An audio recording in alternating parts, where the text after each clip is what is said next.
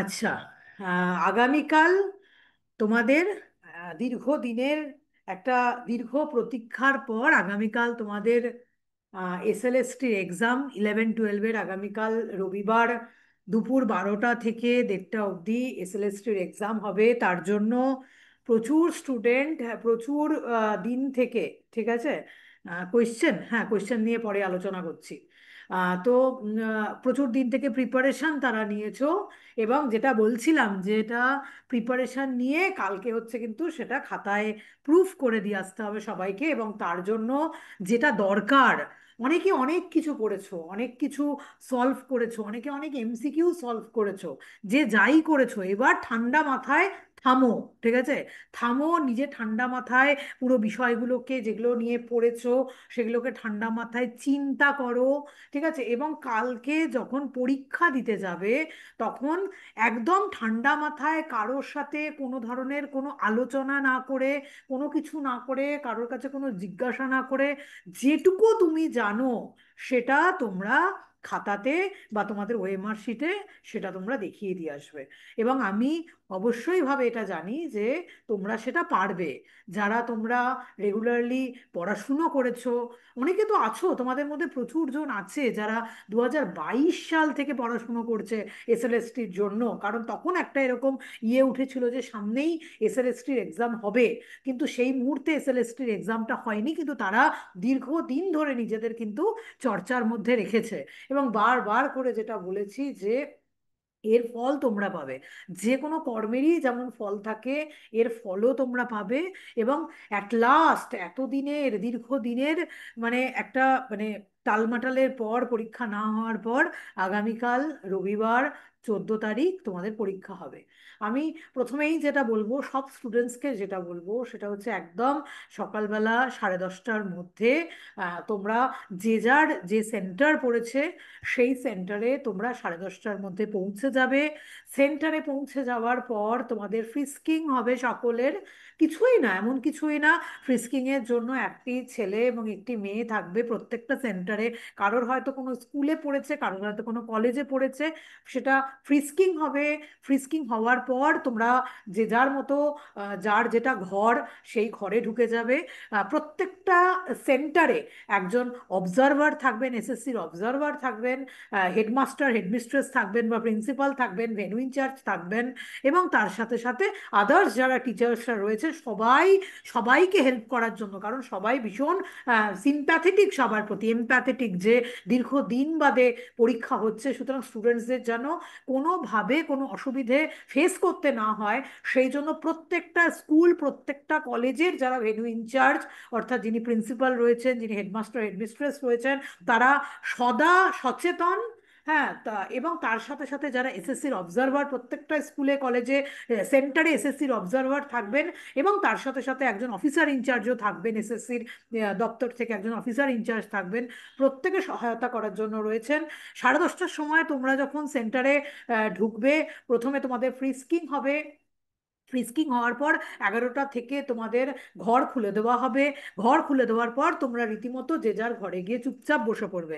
এটা মাথায় রাখবে যে 12:15টার পরে কিন্তু কোনোভাবেই তোমাকে আর ইয়েতে অ্যালাউ করা হবে না, ভেন্যুতে অ্যালাউ করা হবে না।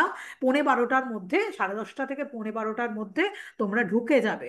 12:15টার মধ্যে তোমাদের ঢুকে যাওয়ার পর তোমরা একটা ট্রান্সপারেন্ট জলের বোতল, কারণ শরীর কারোর অসুস্থ হতে পারে, কেউ অনেক টেনশন করছো, হয়তো অনেকেই এরকম আছো যে কেউ অনেক টেনশন করছো, এই জন্য একটা জলের বোতল আর একটা পেন, হ্যাঁ, একটা দুটো পেন সাথে করে নিয়ে তোমরা ঢুকে যাবে, ভেতরে ঢুকে যাবে। ভেতরে ঢুকে যাওয়ার পর 12:15টার সময় তারপরে টিচার্সরা রুমে ঢুকবেন, যারা ইনভিজিলেটর রয়েছেন তারা রুমে ঢুকবেন, এবং 12টা থেকে যথারীতি পরীক্ষা তোমাদের শুরু হবে। 12টা থেকে পরীক্ষা শুরু হয়ে যাওয়ার পর 12টা থেকে 1:30 অবধি তোমাদের পরীক্ষার সময় থাকবে। তার মধ্যে 60টা প্রশ্ন তোমাদের থাকছে। এই 60 কোয়েশ্চেন্সের মধ্যে আমি জানি যে যারা পড়াশুনো করেছো, যারা ভালো করে মানে একটু একটু স্টাডি করে, হ্যাঁ, একদম নেট সেটের মতো ইন ডিটেল না পড়লেও যারা মোটামুটি ভাবেও যারা স্টাডি করে নিয়েছো 2 মাসে, তাদেরও কিন্তু কোয়েশ্চেনের আনসার করতে কোনো রকম কোনো অসুবিধে হবে না। 60টা প্রশ্নের আনসার করা 1.5 ঘন্টার মধ্যে একদমই খুব ইজি ব্যাপার। কারণ যাদের যে বিষয়গুলো জানা থাকবে তারা 30 মিনিটের মধ্যেই 60টা প্রশ্নের উত্তর করে বেরিয়ে আসতে পারবে। সেখানে কোনো ধরনের কোনো অসুবিধা কারোরই হবে না। ঠিক আছে। এইবার আমি যেটা আলোচনা করছি যে 1:30টার সময় নর্মালি পরীক্ষার টাইম শেষ, কিন্তু যারা ভিজুয়ালি চ্যালেঞ্জড, যারা স্টুডেন্টস রয়েছে বা যাদের কোনো ধরনের কোনো অসুবিধে রয়েছে, যাদের কোনো একজন হ্যান্ডসকে নিয়ে পরীক্ষায় বসতে হচ্ছে, হ্যাঁ, তাদের কিন্তু 30 মিনিট টাইম তাদেরকে এক্সট্রা দেওয়া থাকছে। হ্যাঁ, তারা 30 মিনিট না 40 মিনিট টাইম তারা এক্সট্রা পাবেন, হ্যাঁ, পরীক্ষা দেওয়ার জন্য। সুতরাং সেটাও নিশ্চয়ই তোমরা জানো যে তোমরা পরীক্ষা দিতে যাচ্ছ, তোমরা এটা জানো। হ্যাঁ, তারপরে যথারীতি তোমরা ওএমআর শিটে একদম তোমরা কোনো কাটাকুটি করবে না, কোনো হোয়াইটনার ইউজ করবে না, কোনো ধরনের কোনো কন্ট্রোভার্সি করবে না। হ্যাঁ, আমি বলবো কিচ্ছু করবে না, তোমরা সুন্দরভাবে, হ্যাঁ, একদম শান্ত মাথায় তুমি যেটা জানো, যেটা তুমি পড়েছো, যেটা তোমার মনে আছে, তার উপরে ভরসা করে তোমরা কিন্তু কালকের পরীক্ষাটা সবাই সুন্দরভাবে দিয়ে আসবে। হ্যাঁ। কোয়েশ্চেন 9-10-এর যেটা আমি দেখেছি, 9-10-এ আমি ছিলাম পরীক্ষার সেন্টারে, এবং সেখানে দেখেছি যে 9-10-এর প্রশ্ন একদমই সোজা এসেছিল। আশা করা যাচ্ছে 11-12-এরও যে পরীক্ষাটা হচ্ছে, আগামীকাল হতে চলেছে, সেটারও পরীক্ষার কোয়েশ্চেন খুব কিছু জটিল হবে না, যাতে স্টুডেন্টসরা বিপদে পড়ে এরকম কোনো কোয়েশ্চেন পর্ষদের তরফ থেকে হবে না। হ্যাঁ, সুতরাং নর্মাল কোয়েশ্চেন হবে। সুতরাং নর্মাল কোয়েশ্চেনের উত্তর নর্মালভাবে তোমরা কিন্তু সবটা দিয়ে আসবে। তোমাদের কিন্তু অনেক ক্লাস হয়েছে আজকে, আমি ভেবেছিলাম যে কোনো একটা টপিক পড়াবো, কিন্তু মনে হলো এতদিনের ক্লাসের পর থাক, আর কোনো টপিক না, আমি জাস্ট নর্মাল ইন জেনারেল আজকে আমি তোমাদের একটুখানি আলোচনা করে দিই যে কিভাবে তোমাদের মনের মধ্যে তো এটাও প্রশ্ন থাকে যে কিভাবে ম্যাম এতদিন বাদে পরীক্ষা দিচ্ছি, কিভাবে প্রশ্নের উত্তরগুলো করব, নিজেদের মনের মধ্যে কনফিউশন হচ্ছে, ভয় লাগছে। এইটুকু তোমাদের আমি আশ্বস্ত করছি যে ভয়ের কোনো ব্যাপার নেই। কালকে যখন পরীক্ষার হল থেকে বেরোবে তখন হাসি মুখেই বেরোবে যে যে আমরা যেটা পড়েছি, তোমরা যারা সিনসিয়ারলি পড়াশোনা করেছো, যারা পড়েছো, তোমরা আনসার করে বেরোবে। ঠিক আছে, তোমাদের কোনো অসুবিধে সেখানে হবে না। এইবার ধরো যখন 12টার সময় তোমরা ওএমআর শিটটা যখন খুললে, আচ্ছা, ওএমআর শিটের কার্বন কপিটাও কিন্তু প্রথমে তোমরা কেউ কোনো কিছু ছিঁড়তে যাবে না, পরে পরে কিন্তু লাস্টে যখন তোমার কমপ্লিট হয়ে যাবে তখন ওএমআর শিটের কার্বন কপিটা ছিঁড়ে তোমরা নিয়ে যাবে, এবং কোয়েশ্চেন পেপারটাও তোমরা বাড়িতে সাথে নিয়ে যাবে। শুধু অরিজিনাল ওএমআর শিটটা কিন্তু টিচার নেবেন, বাকিটা কিন্তু তোমরাই সাথে করে নিয়ে যাবে। এবং সেখানে কিন্তু ট্রান্সপারেন্ট পেন একটা নিয়ে যেও, যদিও পর্ষদের তরফ থেকে পেনও দেওয়া হচ্ছে, পেনও প্রোভাইড করা হচ্ছে। হ্যাঁ, যদি অসুবিধে থাকতেও পারে, কোনো সময় হয়তো দিল না, কোনো সময় কোনো একটা ট্রাঙ্কে নেই পেন, এই জন্য একটা পেন সাথে করে নিয়ে যাবে, আর একটা জলের বোতল সাথে করে নিয়ে চলে যাবে সবাই। এইবার 12টার সময় যখন পরীক্ষা শুরু হলো তখন কোয়েশ্চেন পেপারটা, আমি প্রথমে এটা তোমাদের বলবো, 1.5 ঘন্টা এনাফ টাইম। 60 মার্কসের বা 60 কোয়েশ্চেনের আনসার করার জন্য 1.5 ঘন্টা এনাফ টাইম। তো প্রথমে আমি তোমাদের মাথা ঠান্ডা করে 10 মিনিট তোমরা কোয়েশ্চেন পেপারটা একটু ভালো করে তোমাদের পড়তে বলবো। আগে কোয়েশ্চেন পেপার একটু ভালো করে পড়ো, তুমি কোয়েশ্চেনটাকে প্রথমে 10 মিনিট একটু বোঝার চেষ্টা করো যে কোয়েশ্চেনে কি দিয়েছে। বরং যে জায়গাগুলো প্রথমে কোয়েশ্চেন পড়তে পড়তে পড়তে পড়তে যে কোয়েশ্চেনগুলো তোমার মনে হচ্ছে যে তুমি পেরে যাবে, মানে 100% তুমি কনফার্ম আনসার জানো, সেই কোয়েশ্চেনের 100% কনফার্ম আনসার জানো, সেই কোয়েশ্চেনগুলোকে আগে টিক দিয়ে নেবে কোয়েশ্চেন পেপারের মধ্যে, যে এগুলো তুমি পারবে।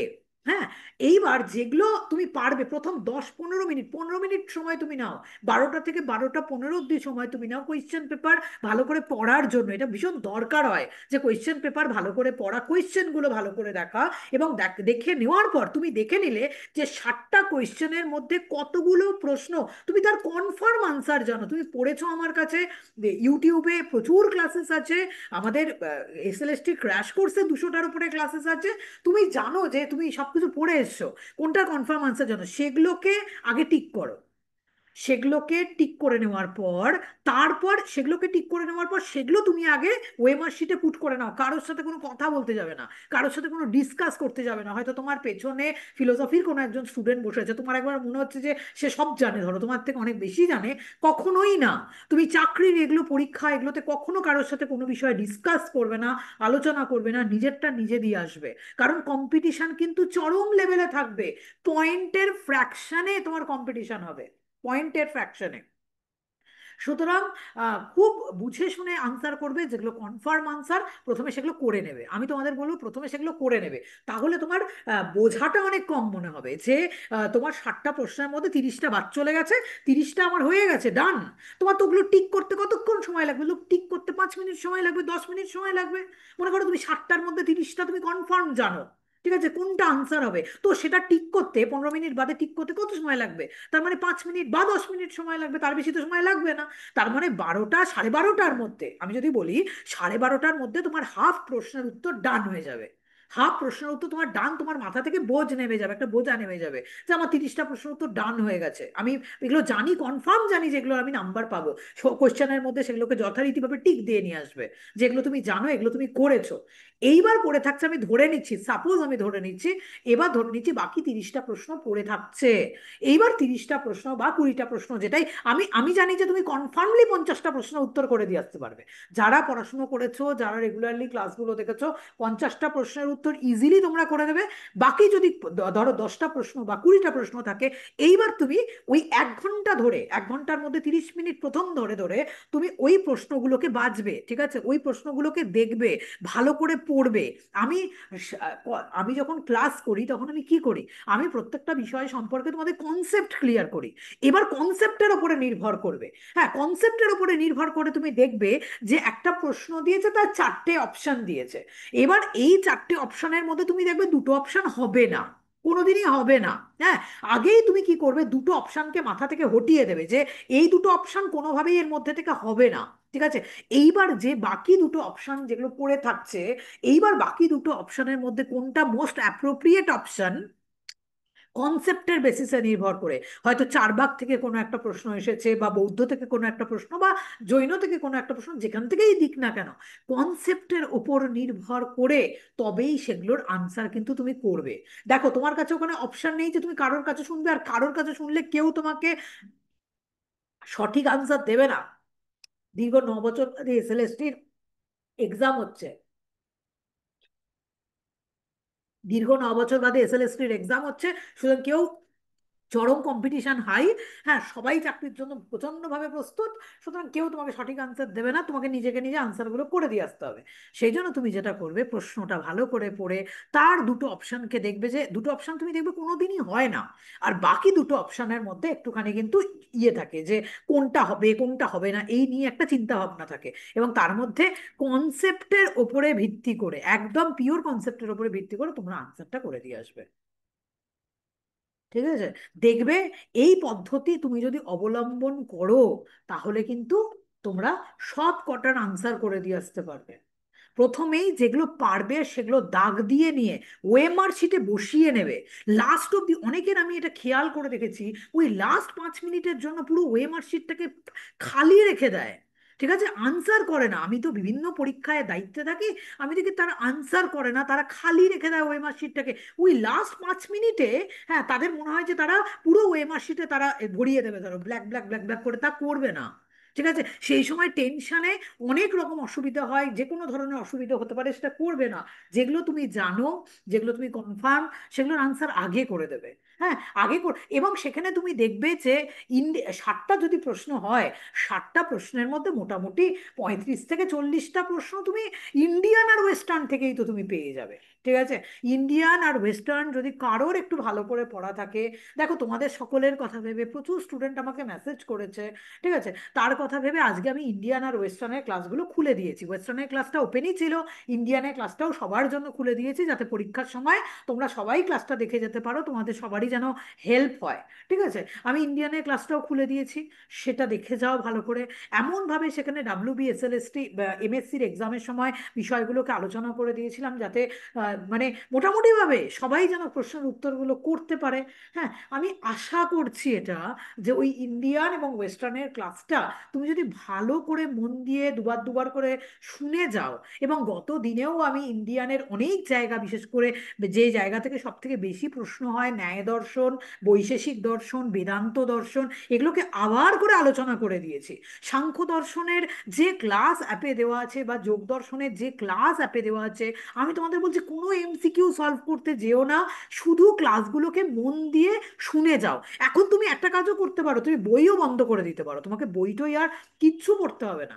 তুমি সিম্পলি ক্লাসগুলোকে শুনে চলে যাও।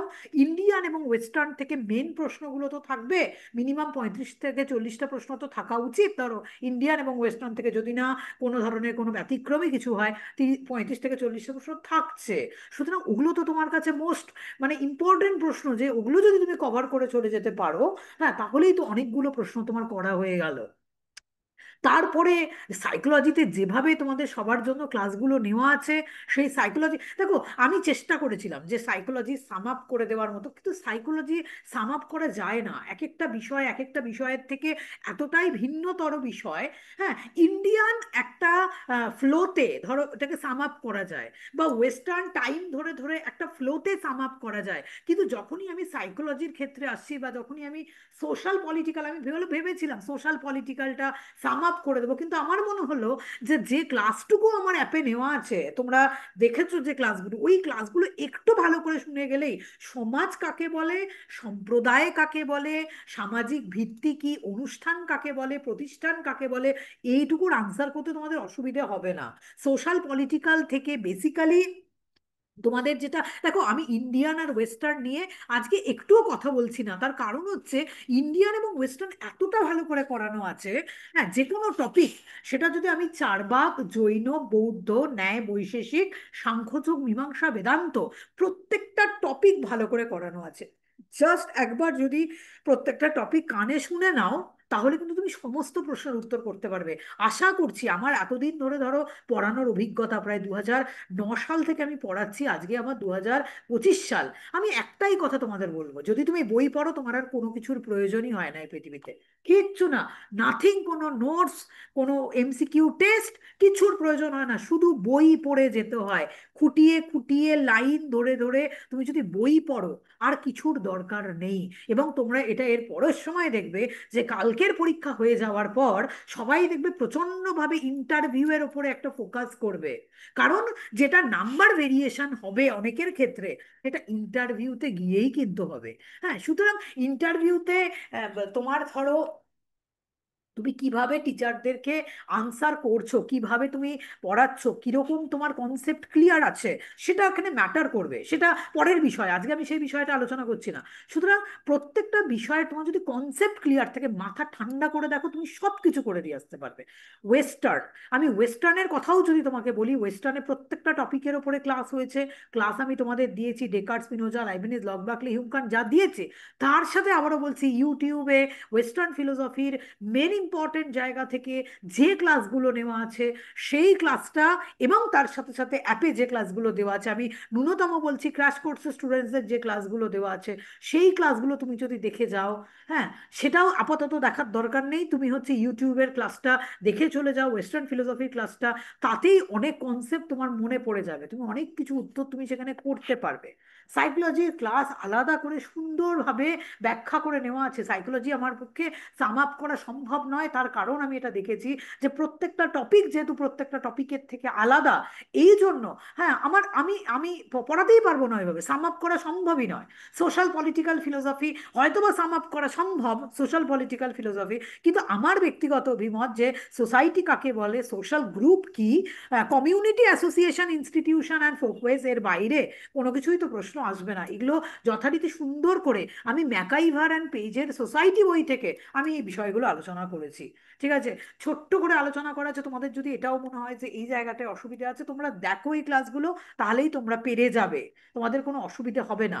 আর যেটা তোমরা পলিটিক্যাল ফিলোসফি থেকে দেখে যাবে, আমার যেটা মনে হয় সেটা হচ্ছে গণতন্ত্র কাকে বলে, গণতন্ত্রের যে বৈশিষ্ট্যগুলো, সেটা একটুখানি দেখে যাও।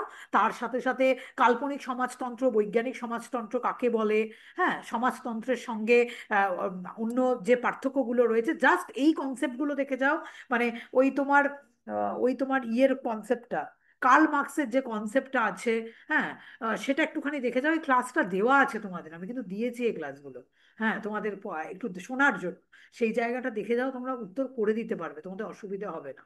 সাইকোলজি ইন ডিটেলসে যা ক্লাস নেওয়া আছে, আমার মনে হয় না তার বাইরে কিছু আসবে। ঠিক আছে? তারপরে লজিক, যেটা আমি লাস্টে করেছি, সেটা হচ্ছে টোটাল লজিকের যে সিলেবাস, মোটামুটি ভাবে সবটা সম্ভব না, 2 মাসে কোনো কিছু পড়ানো সম্ভব না। ঠিক আছে, এই 2 মাস তবুও আমি প্রত্যেকটার মাল্টিপল চয়েস আলোচনা করে দিয়েছি, এমসিকিউ গুলো নিয়ে আলোচনা করেছি, যে কোন কোন ধরনের এমসিকিউ থাকতে পারে প্রত্যেকটা। আমি যেটা আলোচনা করেছি, টুয়েলভের যেটা লজিকের সিলেবাস, যেটার উপর থেকে মেনলি প্রশ্নটা হওয়ার কথা। টুয়েলভে কোয়ান্টিফিকেশন নেই, যদিও কোয়ান্টিফিকেশন এখানে দিয়েছে, কিন্তু যেহেতু টুয়েলভের সিলেবাস এখানে অনেক অংশে ফলো করছে, এই জন্য টুয়েলভের জায়গাটা থেকে প্রত্যেকটা চ্যাপ্টারের এমসিকিউ ধরে ধরে প্রত্যেকটা চ্যাপ্টার আমি দুদিন আগেই, আগের সপ্তাহে আলোচনা করেছি। ওই ক্লাস দুটো আরেকবার করে ভালো করে দেখো। হ্যাঁ, আরোহের ওপরে ইন ডিটেলড আলোচনা করে দিয়েছি, আরোহের প্রত্যেকটা চ্যাপ্টার আলোচনা করেছি, সেটা তোমরা দেখো। তাহলে যেটা তোমরা বেসিক্যালি দেখবে, সেটা হচ্ছে ইন্ডিয়ান ফিলোসফির, যেটা ইউটিউবে ক্লাস নেওয়া আছে, সেটা একবার ভালো করে দেখো, নাহলে দুবার দুবার করে শোনো। বই পড়া এখন আপাতত বন্ধ রাখো, আর যাদের বই পড়া মনে হচ্ছে যে ঠিক আছে, তাহলে বই পড়ো। ইন্ডিয়ান ফিলোসফির ক্লাসটা দেখো, ওয়েস্টার্ন ফিলোসফির ইউটিউবে যে ক্লাসটা আছে সেটা দেখো, সাইকোলজিরও ইউটিউবে একটা খুব সুন্দর ইন্ট্রোডাক্টরি ক্লাস আছে, সেটা হয়তো তোমাদের অ্যাপেও দেওয়া আছে, সেই ক্লাসটা ভালো করে দেখো। সমাজ দর্শনের ক্লাসটা দেখো। যদি না পারো ছেড়ে দাও। আর লজিকের যেগুলো এমসিকিউ, যে বেসিসে যে ক্লাসগুলো নিয়ে আমি আলোচনা করেছি, প্রত্যেকটা চ্যাপ্টারের উপর থেকে এমসিকিউ আলোচনা করেছি, সেই জায়গাটাও তোমরা ভালো করে দেখো। হ্যাঁ, আহ, ভালো করে শোনো, তাহলেই তোমাদের কনসেপ্ট ক্লিয়ার হয়ে যাবে। এর বাইরে তোমাদের কিছু লাগবে না, এর মধ্যে থেকে কোশ্চেন কমন পেয়ে যাবে। ঠিক আছে?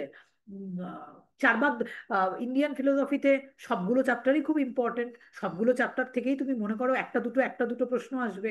আর যেটা সব থেকে বেশি সাধারণত আসে, যেহেতু ন্যায় দর্শনটা একটু বড়, বৈশেষিক দর্শনটা একটু বড়, সেখান থেকে একটু বেশি প্রশ্ন থাকে ধরো। হ্যাঁ, বেদান্ত দর্শন, সেটাও ভালো করে পড়িয়ে দিয়েছি।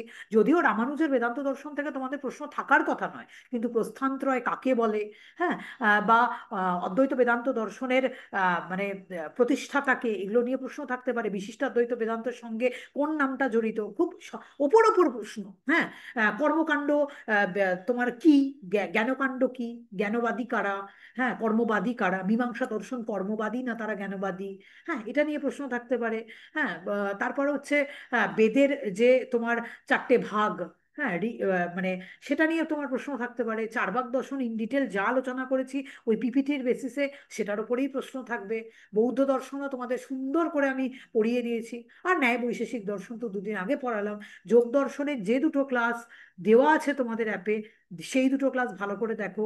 সাংখ্য দর্শনের আমার যা মনে পড়ছে 3টে ক্লাস খুব সুন্দরভাবে পুরো সাংখ্য দর্শন আমি কভার করেছি, সেই ক্লাসগুলো একটুখানি ভালো করে শোনো, সেটাই কিন্তু তোমাদের কাজ হয়ে যাবে। ঠিক আছে, একটু দাঁড়াও তো, একটা ফোন আসছে। হ্যাঁ, হ্যালো।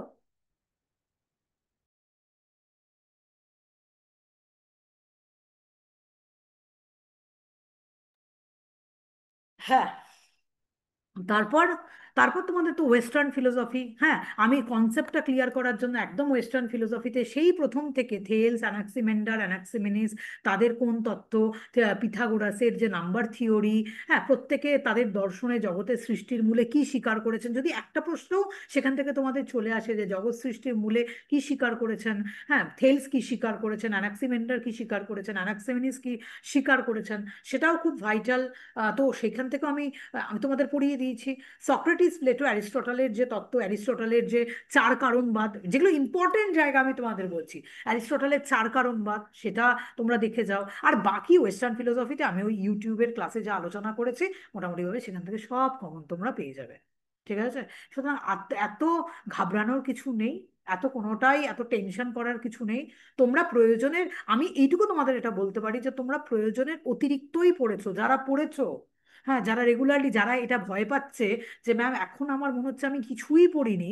হ্যাঁ, কারণ এটা মনেই হয়, এটা একটা বললাম যে হিউম্যান সাইকোলজি, যে তারা বেশি পড়েছে, তারা সবটা পড়েছে, তারা প্রয়োজনের অতিরিক্ত পড়েছে। হ্যাঁ, এই জন্য তাদের এটা মনে হচ্ছে যে আমি কিছু পড়িনি, কিন্তু দেখবে পরীক্ষার হলে গিয়ে কনফিডেন্টলি সবকিছুর আনসার তুমি করে দিয়ে আসতে পারবে। হ্যাঁ, এরপরে তোমাদের একটা বড় বিষয় আছে যে এরপরে কিন্তু তোমার ইন্টারভিউ হবে। ইন্টারভিউয়ের জন্য কনসেপচুয়াল প্রশ্ন তোমাদের সমস্তটা ধরে ধরে ধরে ধরে একটা রেডি করতে হবে, এটার একটা ব্যাপার আছে। আর তার সাথে সাথে আর একটা বিষয়েরও ব্যাপার আছে, সেটা হচ্ছে এটা যে তোমাদের সেট পরীক্ষা, হ্যাঁ এটাও কিন্তু একটা খুব ভাইটাল যে ডিসেম্বর মাসে অলরেডি সেট পরীক্ষা ডিক্লিয়ার হয়ে গেছে, আর এটা সেপ্টেম্বর মাস, অক্টোবর নভেম্বর ডিসেম্বর, মানে এই 3 মাসের মধ্যে সেট পরীক্ষার নোটিফিকেশন অলরেডি চলে এসেছে। 15ই ডিসেম্বর সেট পরীক্ষা তোমাদের, তোমরা সেট পরীক্ষার জন্য প্রিপারেশন নেবে। তার কারণই হচ্ছে এটা যে সেট পরীক্ষাটা পেরোনোর পরেই তোমার সিএসসির একটা ইন্টারভিউয়ের অ্যাড বেরোনোর 99% সম্ভাবনা রয়েছে, ঠিক আছে। আমি কিন্তু দেখো তোমাদের আগে থেকে বলেছিলাম যে পড়াশোনা করতে হলে আগে থেকে পড়াশোনা করো, আগে থেকে পড়াশোনা করো। অনেকে গা করোনি, কিন্তু যারা গা করেছো আমার কথাটাকে, তারা কিন্তু আগে থেকেই পড়াশোনাটা শুরু করেছো। অনেকেই কিন্তু জানুয়ারি মাস থেকে পড়াশোনা শুরু করেছো, ঠিক আছে। যারা জানুয়ারি মাস থেকে পড়াশোনা শুরু করেছো, যারা থরলি ধরে ধরে ধরে ধরে প্রত্যেকটা বিষয় পড়েছো, আমার উপরে ভরসা করেছো, তারা সত্যিই খানিকটা এগিয়ে আছো, এটা অস্বীকার করার জায়গা নেই। কিন্তু অনেকেই যারা এটা মনে করেছো যে যেই মাত্র নোটিফিকেশন বেরোবে সেই মাত্র আমি পড়াশোনা করব, তারা খানিকটা পরিমাণে বিপদে পড়ে গেছো। তার কারণ তোমরা এটা দেখেছো যে এত বড় হিউজ সিলেবাস 2 মাসে কভার করা সম্ভব নয়, ঠিক আছে। ম্যাম বললেও সেটা আমার মাথার উপর দিয়ে বেরিয়ে যাচ্ছে, এই এক্সপিরিয়েন্স সকলে রয়েছে যে ম্যাম বলছেন, ম্যাম পড়াচ্ছেন, কিন্তু আমার আর মাথায় কিছু থাকছে না, কারণ তোমার মাথার ক্যাপাসিটিটা কম। এবার এত এত সিলেবাস হয়ে গেছে যে সেগুলো পড়তে গিয়ে মাথায় সব গুলিয়ে যাচ্ছে, ঠিক আছে। এটা হয়েছে, অনেকের ক্ষেত্রে এই সমস্যা হয়েছে। সো সুতরাং নিজেকে, যারা অনেক দিন থেকে প্রিপেয়ার করেছো, আমি সত্যি তাদের কাছে খুবই মানে মানে তাদের কথা আমি ভেবে দেখি যে যারা 2022 সাল থেকে, 22 সালের ওই আগস্ট সেপ্টেম্বর মাস থেকে প্রচুর স্টুডেন্ট আছে যারা লেগে পড়ে এসএসসির জন্য পড়াশোনা করেছো, তাদের কালকে দিন। হ্যাঁ, যারা 25 সাল থেকেও, 6 মাসও একটা এনাফ টাইম পড়াশোনা করার জন্য, কেউ যদি ভালো করে পড়াশোনা করে 6 মাস অনেকটা টাইম তারা করেছো। যারা 2 মাসেও নিজেকে প্রিপেয়ার করার চেষ্টা করেছো, আমি চেষ্টা করেছি যে ক্লাস রেকর্ডিং গুলো সবটা দিয়ে দিয়ে দিয়ে দিয়ে, এবার কালকে আমার ফট করে ওটা আমার মনে ছিল না, আমি দেখবে কালকে তোমাদের প্র্যাকটিক্যাল এথিক্সের 2-3টে পোর্শন, ইউথেনেশিয়া কাকে বলে, হ্যাঁ তার সাথে সাথে তোমার এনভায়রনমেন্টাল এথিক্সের ওপরে একটা ক্লাস, ওটা আমি দিয়েছি। জাস্ট একবার চেক করে নিও তোমরা, সবাই একটু দেখে নিও। আমি ক্র্যাশ কোর্সের স্টুডেন্টসের, আগে স্টুডেন্টসরা অলরেডি এই বিষয়গুলো পড়েছো আমার কাছে, আমি পড়িয়েছি। হ্যাঁ, আর ক্র্যাশ কোর্সের স্টুডেন্টসদের জন্যও কিন্তু এই ক্লাসগুলো আমি দিয়ে দিয়েছি, যাতে এই কনসেপ্টটা ক্লিয়ার থাকলেও সেখান থেকে যেন তোমরা আনসার করতে পারো। এবার তোমাদের পালা, তোমাদের দেওয়ার পালা, ক্লাসগুলোকে মাথা ঠান্ডা করে, আমি যেটা তোমাদের বলি, তোমরা শুনতে পারো। হ্যাঁ, শোনা জিনিস অনেক মনে থাকে, তার কারণ নিজে পড়লেও মনে থাকে, কিন্তু শোনা জিনিস দীর্ঘক্ষণ মনে থাকে। আগেকার দিনের গুরুরা শিষ্যদের তো শুনে শুনেই সবকিছু তারা মনে রাখতেন, শিষ্যরা মনে রাখতেন, তাই না। শ্রবণ করতেন তারা, তারপরে সেটা মনন করতেন, তারপর নিদিধ্যাসন হতো। সুতরাং শ্রবণে অনেক কিছু মনে থাকে। শুধু ক্লাস রেকর্ডিং গুলো তুমি যদি কন্টিনিউয়াসলি শোনো, সেটা ইউটিউবের ক্লাস রেকর্ডিংও বলো বা অ্যাপে যে অনন্ত ক্লাস দেওয়া আছে সেগুলোও যদি ধীরে ধীরে ধীরে ধীরে করে যেটা ইম্পর্টেন্ট সেগুলো শুনতে থাকো, তোমাদের পরীক্ষার হলে সেটা কাজ হয়ে যাবে, তোমার কানের কাছে সেটা বাজতে থাকবে। আর 2 দিন আগেই যেহেতু ন্যায় বৈশেষিক বেদান্ত লজিক এই ক্লাসগুলো আমি অলরেডি নিয়েছি, সুতরাং এগুলো অলরেডি তোমাদের মনে থাকার কথা। তবুও আমি তোমাদের বলছি যে লজিকের যে রেকর্ডেড ক্লাস সেটা শুনো একটুখানি, বিশেষ করে এই এমসিকিউ এর উপরে যে ক্লাসগুলো লাস্টে আমি 2 দিন নিয়েছি, সেই ক্লাসগুলো শোনো, সেটা তোমাদের জন্য কিন্তু অনেকটাই হেল্পফুল হবে। এরপরে তোমাদের বড় ইয়ে যে কালকে পরীক্ষাটা দিয়ে আসার পর নিজেকে একদম ঠান্ডা মাথায় অন্যভাবে নিজেকে প্রস্তুত করা, দুটো বিষয়ে নিজেকে প্রস্তুত করা। একটা হচ্ছে এসএসসির ইন্টারভিউ এর জন্য নিজেকে প্রস্তুত করা, কারণ ইন্টারভিউ ম্যাটার করবে, এটা একটা ঠিক কথা যে ইন্টারভিউ ম্যাটার করবে। ইন্টারভিউতে অনেকটা নাম্বার রয়েছে, একাডেমিক স্কোর রয়েছে, ইন্টারভিউতে প্রচুর নাম্বার রয়েছে, ইন্টারভিউ ম্যাটার করবে। নিজেকে সেই জায়গায় প্রিপেয়ার করতে হবে। আমি আমার পক্ষ থেকে যা যা যা যা যা যা করা প্রয়োজন তোমরা যদি আমাকে বলো, আমি সেটা করব। এবং আরেকটা বিষয়ে নিজেকে, আগামী যেহেতু তোমরা একটা পড়াশোনার মধ্যে রয়েছো গত 2 মাস থেকে, আরেকটা বিষয়ে নিজেকে অবশ্যই প্রিপেয়ার করবে। আগে থেকে ওয়ার্নিং দিয়ে রাখলাম, সেটা হচ্ছে কিন্তু সেট এক্সামের জন্য নিজেকে প্রিপেয়ার করো। হ্যাঁ, কারণ যেই মাত্র সেট এক্সামের রেজাল্ট বেরোবে, রেজাল্ট বেরোতে তো সেট এক্সামের বেশি আজকাল সময় নেয় না, ধরো 1 মাসের মধ্যে রেজাল্ট আউট হয়ে যায় সেটের। সেটের রেজাল্ট আউট হয়ে যাওয়ার পর কিন্তু সিএসসির ইন্টারভিউ এর অ্যাড বেরোবে। যারা যারা সেট কোয়ালিফাই করবে, যারা যারা আগে থেকে সেট কোয়ালিফাই করে আছো, যারা আগে থেকে নেট কোয়ালিফাই করে আছো, হ্যাঁ তারা কিন্তু ধরো ইন্টারভিউতে বসার একটা সুযোগ পাবে। আর ইন্টারভিউতে বসা মানে কি বলো তো, নিজেকে কনফিডেন্ট একটা ফিল করানো। হ্যাঁ, বুঝতে পারবে যে ইন্টারভিউ বোর্ডে কি কি হয়। হ্যাঁ, এসএসসির ইন্টারভিউটাও সেখানে একটা বড় মাত্রায় ফ্যাক্টর করবে। সেখানে তুমি অনেকটা বুঝতে পারবে যে কিভাবে আনসার করব, কিভাবে টিচার্সরা জানতে চাইছেন, সবটা সেখানে ম্যাটার করবে। সেটটাও কিন্তু ভীষণভাবে এইভাবে ম্যাটার করবে।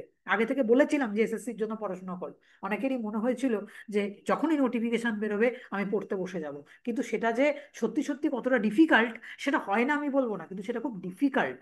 হ্যাঁ, অসুবিধায় পড়েছো, প্রচুর স্টুডেন্ট প্রচুর অসুবিধায় পড়েছো। এই অসুবিধাটা যেন না হয়। যাদের তোমার মাস্টার্সে যাদের 55%-এর উপরে নাম্বার আছে, তারা কিন্তু অবশ্যই সেটের প্রিপারেশন নেওয়া শুরু করো। আগামী 2.5 মাসের মধ্যে তোমার কিন্তু সেট এক্সাম হবে। যেহেতু তোমরা পড়াশোনার মধ্যে রয়েছো, সেটটা ক্লিয়ার করতে অসুবিধে হবে না। ঠিক আছে? মানে 2.5 মাস তুমি যদি প্রচন্ডভাবে পড়াশোনা করো, তাহলে কিন্তু একটা সেট ক্লিয়ার করা পসিবল হতে পারে। হ্যাঁ, সেটা যাই হোক, সেটা পরের বিষয়। কালকে তোমরা আগে ভালো করে পরীক্ষা দাও। এইবার তোমরা আমাকে বলো যে, আমি তোমাদেরকে এইটুকু অ্যাসিওর করছি যে একদম ভয় পাবে না, ভয় পাওয়ার কিছু নেই। খুব ক্যাজুয়াল ভাবে তোমরা কিন্তু কালকে গিয়ে পরীক্ষাটা দিয়ে এসো। এইবার তোমরা আমাকে বলো। আজকে ভেবেছিলাম যে আজকে পড়াবো, কিন্তু আমার মনে হলো ধুর, আর পড়ানো না। প্রচুর ক্লাসেস নেওয়া আছে। হ্যাঁ, যেটা আছে more than enough, more than enough class নেওয়া আছে। এবার নিজেদেরকে সেটা নিদিধ্যাসন করার পালা। শ্রবণ মনন দেন নিদিধ্যাসন। এবার তোমরা বলো। ম্যাম বলবো, আমি আমার একটা প্রশ্ন ছিল একটু জিজ্ঞেস করার। হুম। হিউমের মতে রিলেশন অফ আইডিয়াকে তো আমরা সংজ্ঞার মাধ্যমে জানতে পারি, আর ম্যাটার অফ প্র্যাকটিস। ধারণা সম্বন্ধ সূচক বচন, আর একটা হচ্ছে বস্তুস্থিতিমূলক বচন। হ্যাঁ, ম্যাটার অফ বস্তুস্থিতিমূলক বচন যেটা আমরা ইন্দ্রিয়ের মাধ্যমে জানতে পারি, আর যেটা কার্যকরণ আর ধারণা সম্বন্ধ সূচক বচন সেটা হচ্ছে স্বতঃসিদ্ধ বচন, যাকে আমার অভিজ্ঞতার মাধ্যমে যাকে প্রমাণ করার দরকার হয় না। হ্যাঁ। ইনটিউটিভলি জানতে পারি, তাই তো? হ্যাঁ। হ্যাঁ। আর ওটা হচ্ছে ম্যাটার্স অফ ফ্যাক্ট, কি কার্যকারণ নিয়ম আর হ্যাঁ, প্রকৃতির মানে একরূপতা নিয়ে। যেটা যেটা যেটা আমার, যেমন সূর্য পূর্ব দিকে ওঠে। হ্যাঁ, বস্তুস্থিতিমূলক বচন বস্তু জগতে কি হচ্ছে তার উপরে নির্ভর করে। বস্তুস্থিতিমূলক বচন মানেই কি? বস্তুস্থিতিমূলক বচন মানে ম্যাটার্স অফ ফ্যাক্ট, ফ্যাক্ট বাইরের জগতে, বস্তু জগতে কি হচ্ছে সেটাই ওখানে বলা হচ্ছে। ঠিক আছে। কিচ্ছু অসুবিধা হবে না, সবটা পারবে। একদম সুইটি, এতদিন ধরে পড়াশোনা করছো, আজকে থেকে পড়াশোনা করছো? কতদিন থেকে পড়াশোনা করছো, তাই তো?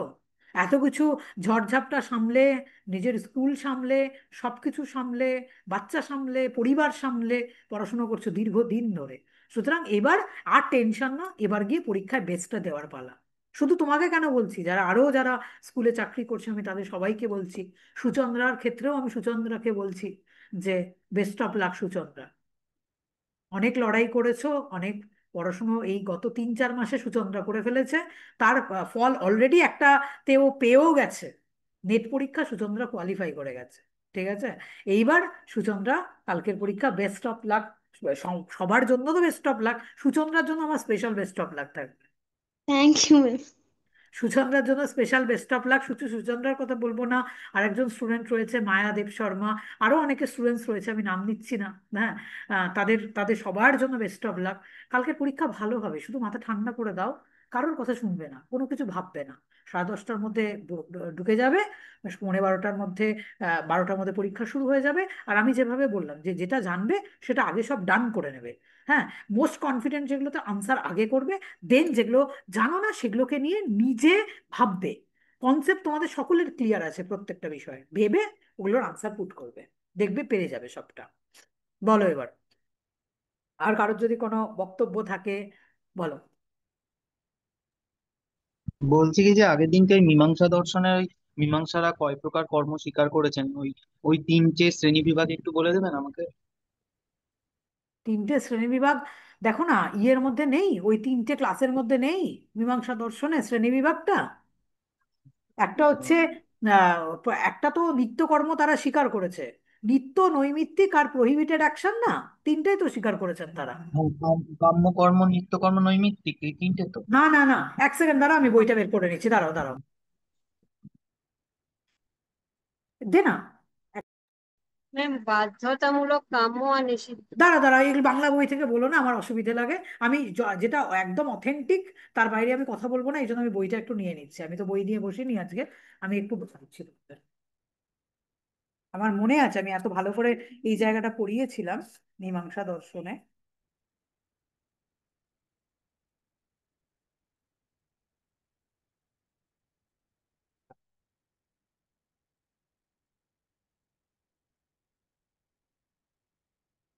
মীমাংসা দর্শন action divided into 3 categories.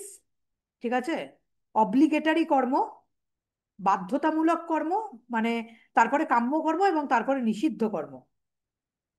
Action are first divided into three categories: obligatory action, optional action এবং prohibited action। তারপরে অব্লিগেটারি মানে বাধ্যতামূলক কর্মকে দুভাগে ভাগ করা হয়, সেটা হচ্ছে নিত্যকর্ম এবং নৈমিত্তিক কর্ম। প্রথম মীমাংসা দর্শনে কর্মকে তিন ভাগে ভাগ করা হয়েছে, মানে আমি ইংরেজিটা বলছি। বাধ্যতামূলক কর্ম, অব্লিগেটারি, নিত্যকর্ম মানে যেটা তোমাকে প্রতিদিন করতে হবে, মানে ওটাকে নিত্যকর্মই বলে। নিত্যকর্ম, তারপর হচ্ছে মানে অপশনাল অ্যাকশন মানে হচ্ছে কাম্য কর্ম, মানে which may or may not be performed. ঠিক আছে, তুমি করতেও পারো না করতে পারো। নিত্যকর্ম, কাম্যকর্ম এবং আরেকটা হচ্ছে নিষিদ্ধ কর্ম। অব্লিগেটরির বাংলাটা এখানে কি বলবো, বাধ্যতামূলক কর্ম। ঠিক আছে, এবার এই অব্লিগেটরি অ্যাকশনকে দুভাগে ভাগ করা হচ্ছে, একটা হচ্ছে নিত্যকর্ম এবং আরেকটা হচ্ছে নৈমিত্তিক কর্ম। অপশনাল অ্যাকশনকে বলা হচ্ছে কাম্যকর্ম। মানে অব্লিগেটরি অ্যাকশন মানে হচ্ছে বাধ্যতামূলক কর্ম, কাম্যকর্ম এবং নিষিদ্ধ কর্ম, মেন তিনটে টাইপে ভাগ করা হচ্ছে। বুঝতে পেরেছো মৃন্ময়? আর হ্যাঁ ম্যাম। বাধ্যতামূলক অ্যাকশনকে দুভাগে ভাগ করা হচ্ছে, একটা নিত্যকর্ম আর একটা নিত্য হচ্ছে নৈমিত্তিক নিয়মিত। কর্ম। ওকে। হ্যাঁ, একটা নিত্য একটা নৈমিত্তিক কর্ম। তার মানে টোটাল যদি হয়, টোটাল মিলে যদি আমি ধরি, মেন তিনটে, টোটাল চারটে: নিত্যকর্ম, নৈমিত্তিক কর্ম, কাম্যকর্ম এবং নিষিদ্ধ কর্ম। নিষিদ্ধ কর্ম, হ্যাঁ, এটাও কিন্তু এখানে রয়েছে। Prohibited action which must not be perform, সেটা কোনোভাবেই সেই কর্মটা করা যায় না, কারণ সেই কর্মটা করলে সেটা কিন্তু আমাকে পাপের দিকে নিয়ে যায়। For their performance leads to sin, মানে সেই কর্মটা করলে তোমার পাপ হয়, আর তুমি যদি না করো, ঠিক আছে, তুমি পাপের ভাগী হবে না। আর অব্লিগেটরি অ্যাকশন কথাটার মানে হচ্ছে হুইচ মাস্ট বি পারফর্ম, যেটা তোমাকে প্রতিদিন পালন করতে হবে, মাস্ট বি পারফর্ম, বাধ্যতামূলক কর্ম। সেই বাধ্যতামূলক কর্মেরই দুটো পার্ট হচ্ছে, একটা হচ্ছে ডেলি পারফর্মিং অ্যাকশন মানে নিত্যকর্ম, এবং আর একটা হচ্ছে নৈমিত্তিক কর্ম বা স্পেসিফাইড মানে অ্যাকশনস, স্পেসিফাইড অকেশনস, নৈমিত্তিক কর্ম।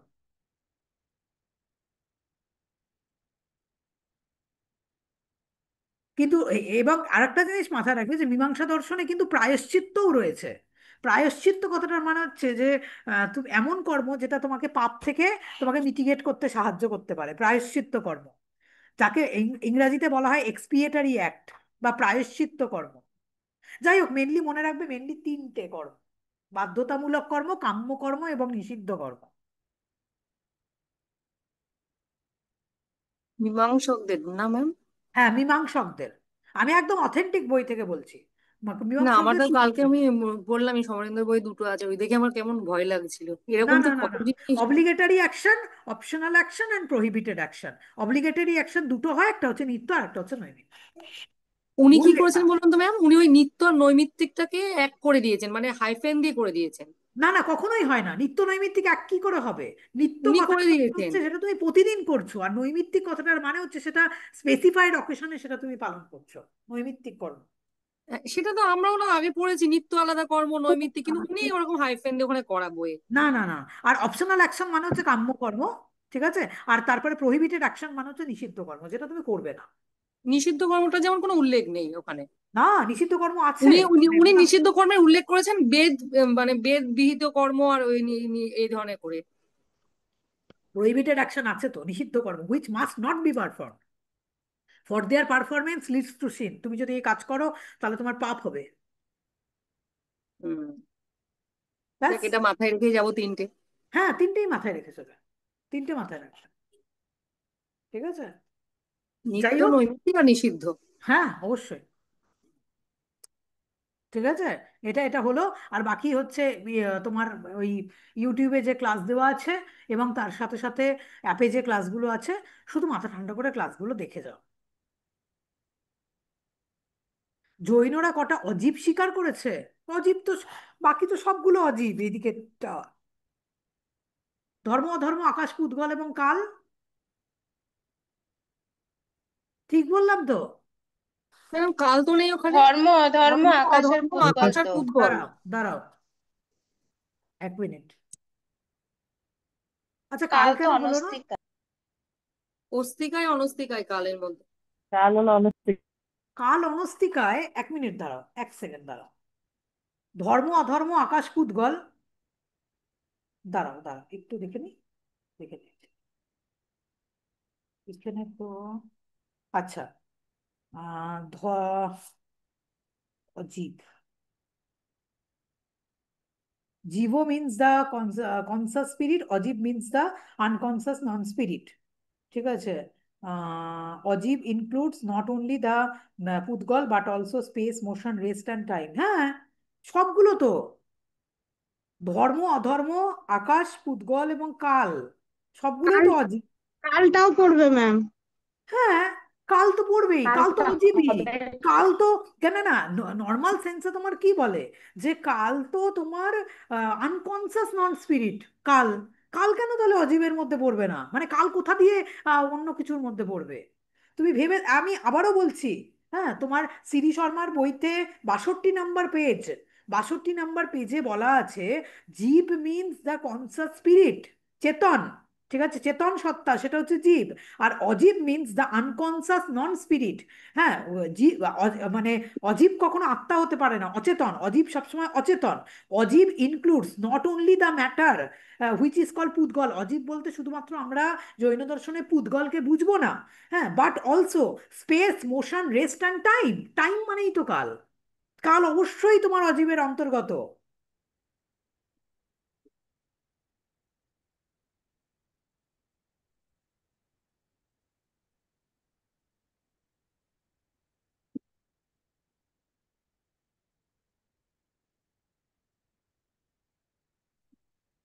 টাইমকে তো অজীবের মধ্যেই ধরা হয়েছে। আমি তোমাদের যখন পিপিটি করিয়ে ক্লাস নিয়েছি, সেখানেও তো এটা ইনক্লুড করা ছিল। হ্যাঁ ম্যাম, কিন্তু আজকে যে রেকর্ডিংটা দিয়েছেন ওটাই 4টে বলেছেন বলে একটু অসুবিধা। না, পাঁচটাই করবে, পাঁচটাই করবে, বুঝলে? Pudgala, space, motion, rest and time, সবটাই হচ্ছে তোমার অনস্তিকায়ের মধ্যে, সরি, সবগুলোই তোমার অজীবের মধ্যেই পড়ে। পাঁচটাই করবে।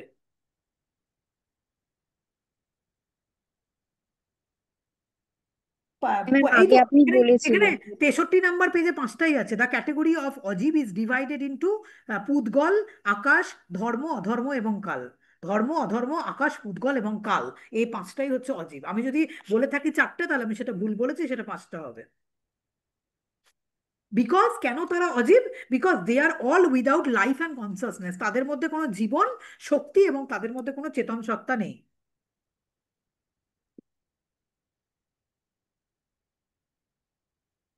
হলো? বোঝা গেল? আর কোনো ডাউট কারোর মধ্যে কিছু?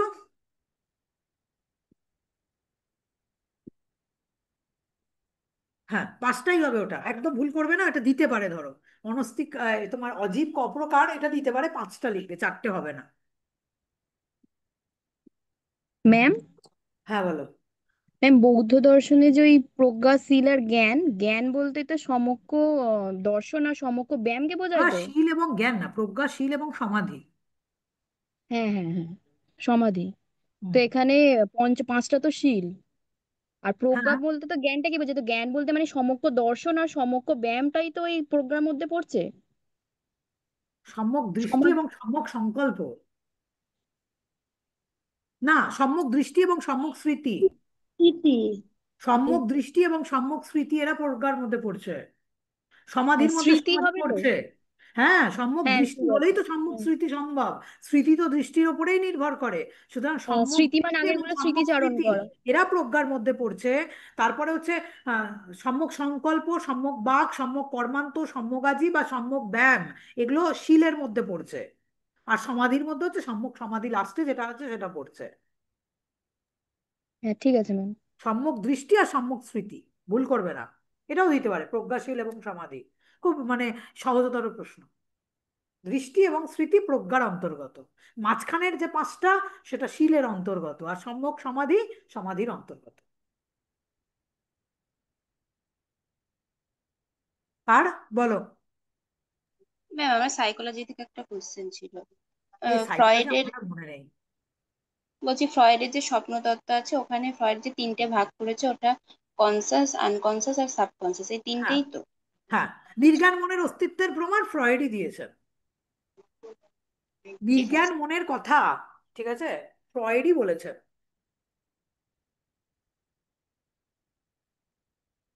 নির্জ্ঞান মনের অস্তিত্বের প্রমাণ আমরা ফ্রয়েডের দর্শনেই পেয়েছি। তার আগে অব্দি নির্জ্ঞান মনের কথা কেউ বলেননি। আর বলো, যেগুলো যেগুলো পয়েন্ট বলছো সেগুলো সেগুলো ভালো প্রশ্ন, মানে ইজিয়ার প্রশ্ন, মানে যেখান থেকে প্রশ্ন হওয়া উচিত ধরো, সেটাই বলছো। আর বলো, ইন্ডিয়ান থেকে কারোর কোনো অসুবিধা? আমাকে মুখে বলো, আমি চ্যাট বক্স দেখতে হ্যাঁ পাচ্ছি ম্যাম। না। হ্যাঁ বলো। ম্যাম একটা কোশ্চেন ছিল বলো। যে বাস্তব তথ্য বিষয়ক বাক্য থেকে নৈতিক আদর্শ বা ঔচিত্য বিষয়ক বাক্য অনুমান করলে নৈসর্গিকতার বা প্রকৃতিগত দোষ ঘটে, এটা কে বলেছে কথা? মুড না মুড? মুর বলেছেন,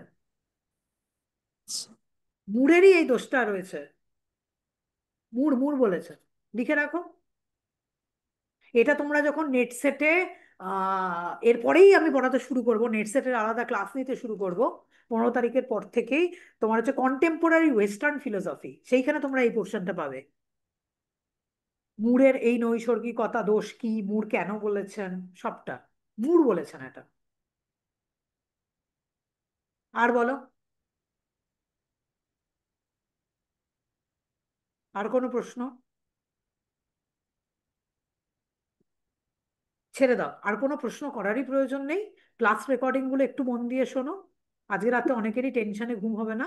ক্লাস রেকর্ডিং গুলো শুনে শুনে কালকে পরীক্ষাটা দিতে চলে যাও। ম্যাম, হ্যাঁ বলো। তত্ত্বহীন চিন্তা শূন্যগর্ভ আর ধারণাবিহীন সংবেদন অন্ধ, এটা তো কান্ট বলেছেন, কিন্তু হ্যাঁ, কোন বইতে আলোচনা করেছেন এই জায়গাটা?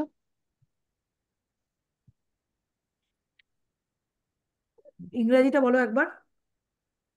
ম্যাম ইংলিশটা নেই, বাংলাটাই আছে। তথ্যহীন চিন্তা শূন্যগর্ভ আর ধারণাবিহীন সংবেদন অন্ধ, মানে দুটোই দরকার আর কি। বুদ্ধি আর অভিজ্ঞতা দুটোর প্রায়োরিটির কথাই তার মানে এখানে এটা বলছে। এটা কান্ট ছাড়াও আরেকজন দার্শনিকও এরকম একটা তত্ত্ব মেনেছেন। তার দর্শনে মনে হয় যতসময় লকের কথা আমার মনে পড়ছে। ঠিক আছে। তো কান্ট এটা তো অবশ্যই স্বীকার করেছেন। কিন্তু কান্ট কোন গ্রন্থে করেছেন দেখবে, আমি কান্টের ক্লাসের মধ্যে এটা মনে হয় আলোচনা করে দিয়েছি। Ma'am critic of pure reason হবে? হ্যাঁ, আমার মনে হচ্ছে তাই। ক্রিটিক অফ পিওর রিজনেই উনি এটা আলোচনা করেছেন।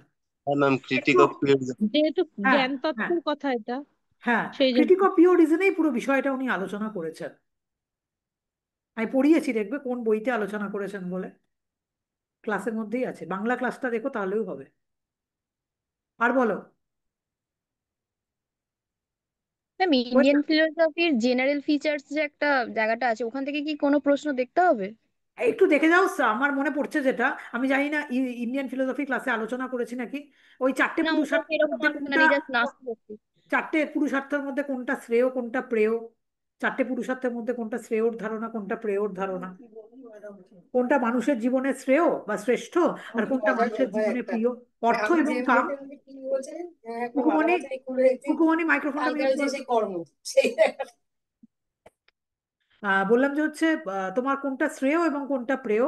শ্রেয় মানে হচ্ছে যেটা শ্রেয়তম, হচ্ছে মানে শ্রেষ্ঠ, যেটা হচ্ছে মোক্ষ, ধর্ম এবং মোক্ষ, সেটা হচ্ছে শ্রেষ্ঠ। আর প্রিয় হচ্ছে তোমার অর্থ এবং কাম, প্রত্যেকটা মানুষের যেটা কামনা, প্রত্যেকটা মানুষ যেটা চায়। হ্যাঁ, এটা তুমি একটা জাস্ট একটু মনে রাখতে পারো, শ্রেয় প্রেয়র ধারণাটা। আর এর বাইরে কিছু নেই। যদি তোমাদের দেয় যে ভারতীয় দর্শন কি দুঃখবাদী দর্শন, ভারতীয় দর্শন কি পেসিমিস্টিক, তখন বলবে যে না, ভারতীয় দর্শন পেসিমিস্টিক নয়, দুঃখবাদী নয়।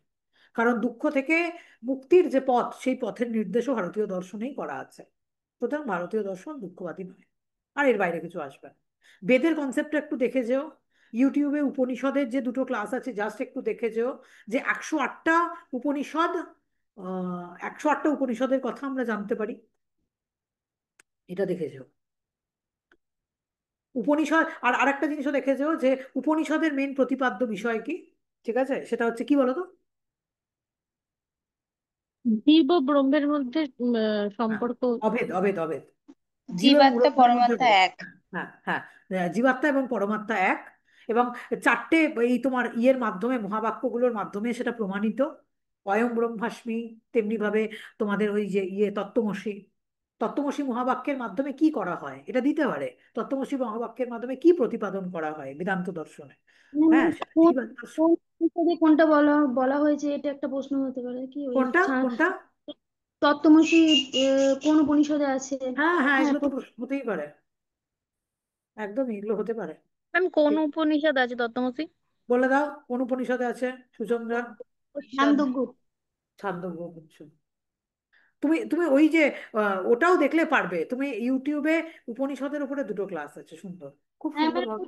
আমি আপনার করেছিলাম নেটের সময়, পুরো ওখান থেকে আমি ক্লাসটা ই করে কনসেপ্ট ক্লিয়ার হয়ে গেছে। হ্যাঁ, ওই ম্যাম কনসেপ্টটা ওখান ওই থেকে করে ক্লাসটা পড়ো। তো করেছি, ওখানে এগুলো বলে দিয়েছেন যে ঋগ্বেদের অন্তর্গত কোন কোনগুলো আছে, যজুর্বেদের কোন কোনগুলো আছে, এখান থেকে কোশ্চেন হয়। না, তা আসবে না তোমাদের, আসবে না, আসবে না। এত এত ইয়ে করো না, এত আর আজকে চিন্তা করো না। যা পড়ে নিয়েছো সেটাকে জাস্ট একবার একটু মনে করো। আর একটু মেন কনসেপ্ট গুলো দেখো, যে কোন দর্শনের কে হচ্ছেন প্রতিষ্ঠাতা। এটা একটু দেখো, বৌদ্ধ দর্শন মানে হচ্ছে গৌতম বুদ্ধ, জৈন দর্শন মানে প্রথম জৈন দর্শনের প্রথম তীর্থঙ্করের নাম কি, শেষতম তীর্থঙ্করের নাম কি। তোমার ন্যায় দর্শনের হচ্ছেন মহর্ষি গৌতম। বৈশেষিক দর্শনের মহর্ষি অনাদ। হ্যাঁ, সাংখ্য দর্শনের কে যেন মহর্ষি ইয়ে, কপিল। সাংখ্য কপিল মুনি, কপিল মুনি। কপিল মুনি। কপিল মুনি। কপিল। যোগ দর্শনের মহর্ষি পতঞ্জলি। মীমাংসা দর্শনের হচ্ছেন জৈমিনী। আর বেদান্ত দর্শনের বিভিন্ন জন বিভিন্নটা। আর বেদান্ত দর্শনের মূল সূত্র হচ্ছে বাদরায়ণের ব্রহ্মসূত্র, যে ব্রহ্মসূত্রের উপরে ডিপেন্ড করে পরবর্তীকালে বিভিন্ন ভাষ্য গ্রন্থগুলো রচিত হয়েছে। শঙ্করাচার্যের ভাষ্য গ্রন্থের নাম হচ্ছে শারীরক ভাষ্য, আর রামানুজের ভাষ্যের নাম হচ্ছে শ্রীভাষ্য, যেখানে তিনি এটা আলোচনা করেছেন। এই তো। অসুবিধা হবে না কোনো, পেরে যাবে সব। আর কোনো টেনশনেরও কোনো ব্যাপার নেই। কালকে ম্যাম তোমরা আরেকটা পরীক্ষা। প্রশ্ন ম্যাম, হ্যাঁ, বলো বলো বলো বলো। এমন একজন উপযোগবাদী দার্শনিক যিনি সুখবাদী নন, কে হবে ম্যাম? মোর কি? হ্যাঁ, মুর আর মুর আর অ্যাস্টল। অ্যাস্টল না, মুর আর অ্যাস্টল হবে। মুরার রাজডল, এটা আমি ওই হুম। নেটের স্টুডেন্টদের পড়িয়েছিলাম, মুরার রাজডলের থিওরিটা পড়িয়েছিলাম। এখন আমার আর তো আর মনেও নেই, ওই তো বললো সাব্বির এরা মুরার। আদর্শ উপযোগবাদী। হ্যাঁ, অবশ্যই আদর্শ উপযোগবাদী। উপযোগবাদী। তোমরা কোনোদিন যদি, কোনোদিন যদি কেউ, আমি তোমাদের এইটুকু সাজেস্ট করব, হ্যাঁ, যে নিশ্চয়ই তোমরা নেটসেটের জন্য চরমভাবে পড়াশোনা করবে বা করছো। তোমরা যদি কেউ ম্যানুয়াল অফ এথিক্স বইটা দেখো, যদুনাথ সিনহার এই ম্যানুয়াল অফ এথিক্স, হ্যাঁ, ওই বইটা আমি পুঙ্খানুপুঙ্খ রূপে পড়াই। ওইখানে সমস্ত বিষয়গুলো আলোচনা আছে, মুরের থিওরি, র্যাসডলের থিওরি, এবং যা প্রশ্ন হয় নেটে, হ্যাঁ, এথিক্স থেকে, সবটাই এই ম্যানুয়াল অফ এথিক্স থেকেই প্রশ্নটা কিন্তু হয়। ওই বইতে এগুলো সব উল্লেখ করা আছে। এই manual of ethics by Jadunath Sinha, ভীষণ সহজতর একটা বই, ম্যানুয়াল অফ এথিক্স। হলো? ম্যাম, হ্যাঁ, বলো। কালকে যে ওই বৈশেষিক দর্শনের দ্রব্যের কথা বলা হলো না, 9টা, তো সেখানে ওই ভূত দ্রব্য আর মূর্ত দ্রব্য যেগুলো হলো, ওটা কি বলেছিলেন না, আমি ভুলে গেছি, একটু বলে দিন না। সুপ্রিয়া কালকে বলেছিল। কি, কোনটা কোনটা যেন আমি লিখিনি কালকে, ভুলে গেছি। আর একবার কেউ বলে দাও তো, সুপ্রিয়াও তো ক্লাসে আছো মনে হয়। কে আছো বলো, একটু বলে দাও কোনটা কোনটা ভূত দ্রব্য আর কোনটা কোনটা মূর্ত দ্রব্য। বলে দাও বলে দাও বলে দাও। ক্ষিতি, অপ, তেজ, মরুত, এগুলো হ্যাঁ। ভূতদ্রব্য এবং মূর্তদ্রব্য। আর বোম শুধুমাত্র ভূতদ্রব্য। আর দিক, কাল, আত্মা, এরা এটা ভূতও ভূতও নয়, না মূর্তও মূর্তও না, নয়। এটা ভূতও না মূল মূর্তও না। হ্যাঁ। মূর্তদ্রব্য। হুম। একদম। এই বেশি কথা বলার আর সময় নেই, ঠিক আছে? এবার নিজেরা নিজেরা পড়াশোনা করার পালা। অনেক আলোচনা করেছি, অনেক কথা বলেছি, 8:30 প্রায় বাজে। এইবার বেস্ট অফ লাক সবাইকে, খুব ভালো হবে তোমাদের সবাই। অনেক পড়াশোনা করেছো, অনেক পরিশ্রম করেছো এই কটা দিন। কালকে নিজেদের বেস্টটা সবাই গিয়ে কালকে দিয়ে আসবে। সবার জন্য অনেক অনেক শুভেচ্ছা, সবার জন্য অনেক অনেক ভালোবাসা। সব সময় তোমাদের সাথে আছি, সব সময় তোমাদের পাশে আছি। এইবার তোমরা একদম ফাটিয়ে কালকে সবকিছুর আনসার করে দিয়ে চলে এসো, একদম নিশ্চিন্ত মনে আনসার করো। কোনো টেনশন করবে না। একটা জলের বোতল সাথে করে নিয়ে যেও, আর একটা পেন সাথে করে নিয়ে যাও, আর কোনো কিছু না, এইটুকুই বলে তাহলে আমরা আজকের ক্লাস এখানেই শেষ করছি। কালকে রাত্রেবেলা, আগামীকাল রাত্রেবেলা প্রশ্নপত্র নিয়ে অবশ্যই তোমাদের সাথে দেখা হচ্ছে, যেখানে আমরা প্রশ্নপত্র নিয়ে আমরা বিস্তারিতভাবে আলোচনা করব। আমরা শুধুমাত্র আনসার কি দেবো না, আমরা প্রশ্নপত্র নিয়ে আলোচনা করব। এবং আশা করছি গভর্নমেন্টের কাছে আমার এই প্রত্যাশাটা রয়েছে যে এর পরে পরপর পরপর পরপর কিন্তু এসএসসির এক্সাম এবার হতে থাকবে। তার জন্য স্টুডেন্টসদের পড়াশুনো, সামনে অনেকগুলো পরীক্ষা আছে, ইনক্লুডিং WBPSCর পরীক্ষাটাও হবে। তার জন্য স্টুডেন্টসদের অনেক করে আবার নতুন করে একটা নতুন উদ্যমে পড়াশুনো শুরু করবে। কালকে থেকে আবার আমাদের নতুন উদ্যম শুরু হবে। সুতরাং কালকে বেস্ট অফ লাক সবাইকে। সবাই খুব ভালো থাকো, আর কালকে দিনে ফাটিয়ে পরীক্ষা দিয়ে এসো। কালকে রাত্রে তোমাদের সাথে মিট হচ্ছে। Thank you thank you ma'am, প্রণাম ম্যাম। নেবেন। থ্যাংক ইউ ম্যাম, থ্যাংক দূর ইউ থেকে ম্যাম। আপনাকে প্রণাম জানাচ্ছি, প্রণাম নেবেন ম্যাম। থ্যাংক একদম ইউ সবার ম্যাম। প্রণাম আমি নিয়েই আছি, ধরো ম্যাম সবার প্রণাম প্রণাম ম্যাম। নিয়ে আছি। সবার জন্য অনেক তিনজন যেন ভালো কামনায় সামনাসামনি গিয়ে শুভেচ্ছা। প্রণাম করতে পারি। হ্যাঁ, ওটা ওটা তো হবেই, ধরো আমরা একবার মিট নিশ্চয়ই করবো সবাই একসাথে। কিন্তু এইটুকু যে সবার পরীক্ষা ভালো হবে, সবার জন্য অনেক অনেক অনেক শুভেচ্ছা। পারবে সবাই কালকে। শুধু একটাই কথা তোমাদের কাছে বলবো, মাথা ঠান্ডা করে পরীক্ষাটা দেবে। একদম টেনশন করে ফেলবে না। কুললি পরীক্ষা দিতে যাবে, পরীক্ষা দেবে, পরীক্ষা দিয়ে বেরিয়ে চলে আসবে। কোনো চিন্তা নেই। সবসময় আছে, কালকে রাত্রেবেলা তোমাদের সাথে আবার মিট হচ্ছে। আজকে আর একদম সময় নষ্ট না। তোমরা যদি ক্লাস রেকর্ডিং গুলো শোনো, সেগুলো শুনতে শুরু করো আবার। এটাই আমি তোমাদের বলছি।